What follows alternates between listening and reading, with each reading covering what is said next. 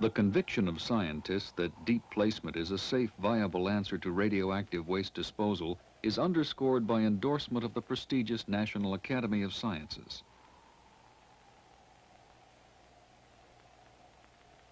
In 1980, the U.S. Department of Energy, which is responsible for the waste disposal program, began an important test of the plant. At Nevada's Climax mine, the ideas from the drawing boards were actually translated into a highly engineered demonstration facility designed to test aspects of the deep disposal plan. Wesley Patrick of Lawrence Livermore Laboratories, project director of the Climax mine testing site. Here at the Nevada test site, we just completed a 3-year storage period with spent nuclear reactor fuel. This test was an engineering demonstration of our ability to transport and emplace spent nuclear fuel assemblies from an operating commercial reactor. We received 11 spent fuel assemblies here at the Nevada test site and lowered them through a shaft into this granite storage cavern.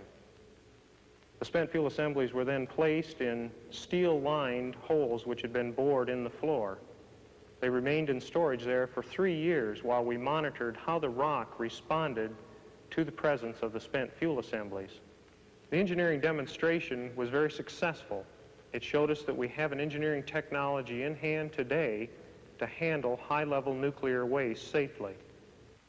In 1982, the United States Congress endorsed a program of deep disposal by enacting the Nuclear Waste Policy Act.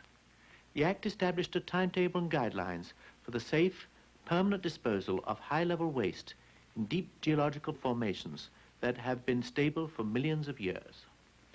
14 countries around the world are developing nuclear waste disposal programs involving similar deep geological plans. Among them, France, West Germany, Japan, Canada, and Denmark. French scientists are currently reprocessing or recycling spent nuclear fuel in order to recover the useful nuclear fuel that still remains within the spent fuel rods. Knowing that some forms of glass are relatively unaffected by radiation, scientists are converting reprocessed high-level waste into a form of glass, a secure, easily disposable waste form designed for permanent disposal deep underground. Once again, modern technology is borrowing evidence from the past. In this case, ancient glass bottles pulled up from the Mediterranean and the Adriatic. Glass such as this has withstood thousands of years of environmental effects with minimal deterioration. Here in the United States, reprocessing is not planned at this time, but it is an option for the future. At present, planning for the disposal of America's high-level waste is directed towards the spent fuel rods themselves. Every so often, we scientists are treated to a kind of endorsement of our theories by a chance discovery in nature. So it is with our plans for deep geological disposal of nuclear waste. The endorsement was discovered not so long ago in a dramatic way. It began in France through the investigations of a chemist named Henri Bouzigues. His investigations would send researchers back into the misty dawn of Earth's history. En juin 1972, mes collaborateurs et moi-même in June of 1972, my colleagues and I were running some routine tests on the isotope content of a shipment of uranium ore at the processing plant at Pierre Latte. The results of the analysis revealed a surprising shortage in the expected amount of uranium-235. This was very mysterious.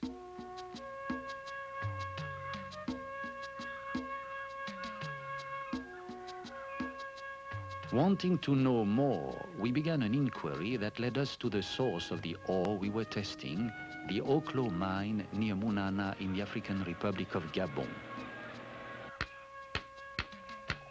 Our geologists found that a long time ago, the area had contained very high concentrations of uranium, so high that around 2 billion years ago, the uranium had actually undergone a natural chain reaction, that is, nuclear fission, and it was this fission that had used up some of the uranium in the ore. In our investigations, we excavated and studied 6 separate sites of these natural reactions. Les physiciens nous ont appris que le fonctionnement... Our scientists found that the fission of Oklo's natural reactors was very similar to that in a modern reactor used to make electricity. But we discovered something else, even more intriguing. The nuclear chain reactions that occurred at Oklo so long ago had produced radioactive wastes identical to those produced in a modern reactor. Remarkably, we found that the radioactive wastes one would expect to find after this length of time had not moved very much at all. The clay and shale that surround the Oklo site, with their natural absorptive properties, helped prevent the groundwater from carrying the waste products away. Quelle conclusion en avons-nous? And what was our conclusion? Well, the discoveries suggest that nuclear waste material securely buried in a proper rock formation can stay in place, isolated, confined for more than 1 billion years. As we know, this long period is more than enough time for the radioactive material to decay naturally to safe levels.